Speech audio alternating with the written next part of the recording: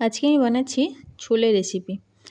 যদি আপনাদেরও এই ছোলের রেসিপিটা পছন্দ হয় তবে এইভাবে একবার বানিয়ে খেয়ে দেখতে পারো।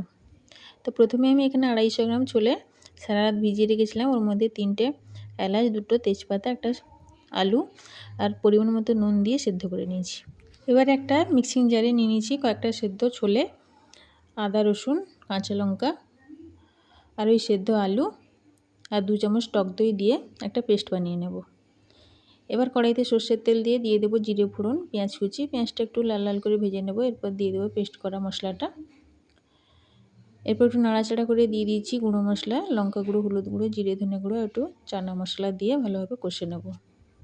এবার সেদ্ধ করে রাখা ছোলে দিয়ে দিয়েছি, তারপর ভালোভাবে নাড়াচাড়া করে ভালোভাবে কষে নেব। এরপর দিয়ে দেবো পরিমাণ মতো জল আর একটু নুন দিয়ে দেবো। তারপর এবারে মিডিয়াম আছে 7 থেকে 8 মিনিট রান্না করে নেব। এবার উপর থেকে একটু তড়কা মশলা দেওয়ার জন্য একটা ফ্রাইং প্যানে নিয়ে নিয়েছি 2 চামচ ঘি। ওর মধ্যে দিয়ে দেবো জিরে ফোড়ন, একটু হিং, শুকনো লঙ্কা আর একটু মেথি পাতা দিয়ে থেকে ছোলের উপর থেকে আমি ছড়িয়ে দেবো। ব্যাস, তাহলেই তৈরি হয়ে যাবে সুস্বাদু ছোলে রেসিপি। এটা গরম গরম রুটি, পরোটা, নানের সঙ্গে পরিবেশন করুন। তো ভিডিওটি কেমন লাগলো জানিও। টাটা।